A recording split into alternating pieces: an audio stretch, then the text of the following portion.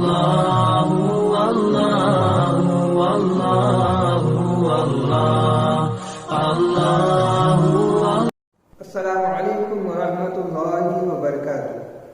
الحمدللہ والصلاة والسلام علی رسول اللہ صلی اللہ تعالی علیہ وسلم۔ محترم سامعین و ناظرین، آج کے درس قرآن میں ہم سورہ یونس پارہ نمبر 11 کا خلاصہ سماعت کریں گے۔ سورہ یونس جو نام رکھا گیا ہے اس مناسبت سے رکھا گیا ہے کہ اس میں حضرت یونس علیہ السلام کا قصہ مذکور ہے، اس حوالے سے اس کا نام سورہ یونس رکھا گیا ہے۔ آپ دیکھیے اس صورت میں قرآن کریم کے حاکمانہ کلام ہونے کے ساتھ جو کفار مکہ تھے ان کی جو ذہنیت تھی قرآن کے حوالے سے اس کا بھی ذکر اس صورت میں موجود ہے، اور اس صورت میں تمام مشرکوں کو یہ بتایا گیا ہے کہ آپ اچھی طرح آگاہ ہو جاؤ کہ تم پر حجت پوری ہو چکی ہے، لہٰذا اب تم اپنے برے انجام کو بس پہنچنے والے ہیں۔ اس صورت میں اللہ رب العزت نے قرآن کے حوالے سے کچھ باتوں کا ذکر فرمایا ہے۔ آپ دیکھیں اس میں یہ بتایا گیا ہے کہ اللہ کے نبی صلی اللہ علیہ وسلم کی جو بعثت ہے وہ جتنے بھی پچھلی قومیں آئی ہیں ان کے جو بھی نبی آئے ہیں تمام نے بشارت دی تھی کہ ہمارے پیارے نبی صلی اللہ علیہ وسلم پیدا ہونے والے ہیں، تو تمام کفار مکہ کو یہ بتایا گیا یہ کوئی نئی بات نہیں ہے کہ خاتم المرسلین صلی اللہ علیہ وسلم اس دنیا میں تشریف لائے، بلکہ جو بھی نبی آئے تمام نبیوں نے ہمارے پیارے نبی صلی اللہ علیہ وسلم کے آنے کی خوشخبری سنائی۔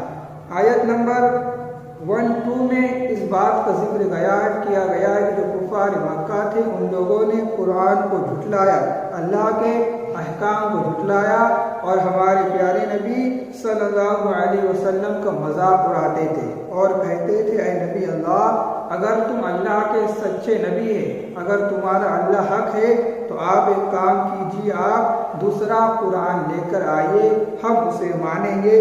لیکن جو کفار مکہ تھے وہ ماننے سے رہ گئے۔ اگلی آیتوں میں یہ بتایا گیا ہے کہ جس طرح لوگ خیر کے لیے جلدی مچاتے ہیں ایسے ہی اگر شرک کو بھی اللہ رب العزت جلدی نازل کر دیتا تو دنیا کا سارا نظام درہم برہم ہو جاتا۔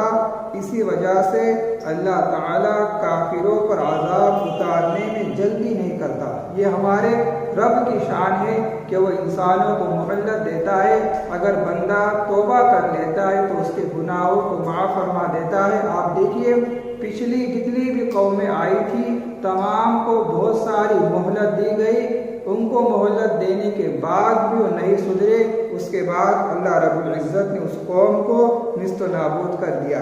اگلی آیتوں میں آیت نمبر 18 میں فرمایا گیا ہے کہ جو مشرک حضرات ہیں وہ اللہ کو چھوڑ کر ایسے معبودوں کی پوجا کرتے ہیں جو انہیں نہ نفع پہنچا سکتے نہ نقصان پہنچا سکتے ہیں، بلکہ ان کے پاس کوئی طاقت ہی نہیں ہے۔ تو ہمیں چاہیے کہ ہم خالص اللہ رب العزت کی عبادت کریں، مشرکوں جیسے اعمال نہ کریں، بت پرستی نہ کریں، ہمیں بت پرستی کا خاتمہ کرنا ہے۔ آیت نمبر 2 میں اللہ رب العزت نے اپنے مختلف نعمتوں کا ذکر فرمایا ہے، جس میں دریاؤں کا ذکر ہے کہ دریاؤں میں کشتیاں چلتی ہیں، اس کے بعد بارش کا ذکر ہے کہ جب بارش برستی ہے تو انسانوں اور جانوروں کی خوراک پیدا ہوتی ہے، سبزہ اگتے ہیں، پیڑ پودے اگتے ہیں، اس سے انسان اور جو جانور لوگ ہیں وہ فائدہ حاصل کرتے ہیں۔ اس کے بعد اللہ رب العزت نے آیت نمبر 25 میں بیان کیا گیا ہے کہ اللہ تمام انسانوں کو سلامتی کی راہ کی طرف بلا رہا ہے۔ جو لوگ اللہ کے حکم پر لبیک کہیں گے ان کے لیے بھلائیاں ہی بھلائیاں ہے، روز قیامت ان کے چہرے روشن ہوں گے اور وہ رسوائی سے محفوظ رہیں گے۔ لیکن جو لوگ اللہ رب العزت کے حکم پر لبیک نہ کہتے ہوئے اس کے نافرمانیاں کرتے ہیں تو کل قیامت میں ان کے چہرے ذلت و رسوائی کی وجہ سے اندھیری رات کی طرح سیاہ ہو جائیں گے اور انہیں اللہ کے عذاب سے کوئی نہیں بچا سکے گا۔ وہ ہمیشہ جہنم میں ہی رہیں گے۔ ہمیں اس بات پر غور کرنا ہے کہ اللہ رب العزت ہماری بھلائی چاہتا ہے، ہمیں اللہ کے فرامین پر عمل کرنا ہے اور اپنی آخرت سنوارنا ہے، اس کے حکم سے روگردانی نہیں کرنا ہے۔ اگلی آیتوں میں اللہ رب العزت نے قرآن کی شان بیان کرتے ہوئے فرمایا، تمہارے پاس رب کی جانب سے ایک عظیم نصیحت آئی جو دلوں کی بیماریوں کے لیے شفا ہے اور مومنوں کے لیے ہدایت و رحمت ہے۔ ماشاء اللہ، سبحان اللہ، اللہ رب العزت کا شکر ہے، اس کا احسان ہے کہ اللہ نے ہمیں قرآن مقدس جیسی عظیم کتاب عطا فرمائی ہے جو ہمارے دلوں کے لیے شفا ہے اور ہمارے ایمان کو بھی تازگی بخشتی ہے۔ تو ہمیں قرآن کو پڑھنا، اس کو سمجھنا ہے۔ اگلی آیتوں میں اللہ رب العزت نے اولیاء کرام کی شان بیان کرتے ہوئے ارشاد فرمایا ہے کہ جو اللہ کا ولی ہوتا ہے نہ اسے کسی چیز کا خوف ہوتا ہے نہ کسی چیز کا رنج ہوتا ہے۔ تو ہمیں اولیاء کرام کے نقش قدم پر چلنا ہے۔ اس کے بعد حضرت نوح علیہ السلام کا واقعہ مذکور ہے۔ نوح علیہ السلام کا واقعہ تمام حضرات جانتے ہیں کہ ان کی قوم نے اللہ کے فرامین کو جھٹلایا تو اللہ رب العزت نے تمام قوم کو غرق کر دیا۔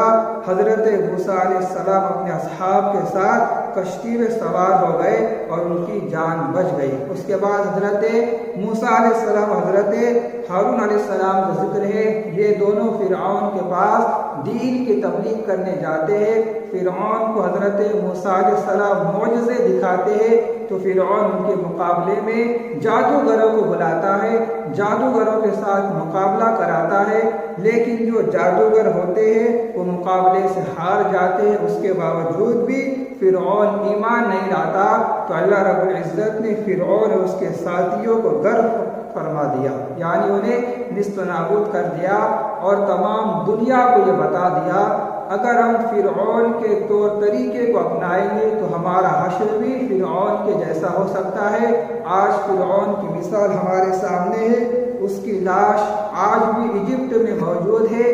اس کی لاش کو نہ پانی نے لیا نہ زمین نے لیا بلکہ تمام چیزوں نے باہر پھینک دیا اور تمام دنیا کو عبرت کے لیے اس کی لاش کو باقی رکھا گیا ہے۔ ہمیں اس سے عبرت حاصل کرنا چاہیے۔ آخر میں حضرت یونس علیہ السلام کا واقعہ ذکر کیا گیا ہے، جیسا کہ اس کا نام سورہ یونس رکھا گیا ہے۔ واقعہ اس طرح ہے کہ حضرت یونس علیہ السلام کی جو قوم تھی ان کو عذاب نہیں دیا گیا، ورنہ پچھلی جتنی بھی قومیں آئی تھی تمام کو اللہ رب العزت نے نیست و نابود کر دیا، لیکن جو حضرت یونس علیہ السلام کی قوم تھی انہوں نے اللہ کی بارگاہ میں توبہ کی، استغفار کی تو اللہ رب العزت نے انہیں معاف فرما دیا۔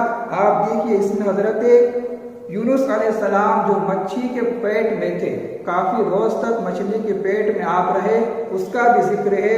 مچھلی کے پیٹ سے باہر آنے کے بعد جب حضرت یونس علیہ السلام اپنی قوم میں پہنچتے تو خوش ہو جاتے ہیں کہ ان کی قوم راہ راست پر آ گئی تھی۔ اللہ رب العزت نے انہیں صراط مستقیم پر گامزن فرما دیا تھا۔ اس صورت سے ہمیں پتہ چلتا ہے کہ ہمیں پچھلی جو قومیں ہیں ہمیں اس سے عبرت حاصل کرنا چاہیے اور ہمیں قرآن کے فرامین پر عمل کرنا چاہیے، کیونکہ قرآن اللہ کی سچی پکی کتاب ہے اور پیارے نبی صلی اللہ علیہ وسلم کی سنتوں پر بھی ہمیں عمل کرنا ہے۔ اللہ کی بارگاہ میں دعا ہے کہ اللہ رب العزت ہم تمام کو کہنے سننے سے زیادہ عمل کرنے کی توفیق عطا فرمائے۔ السلام علیکم۔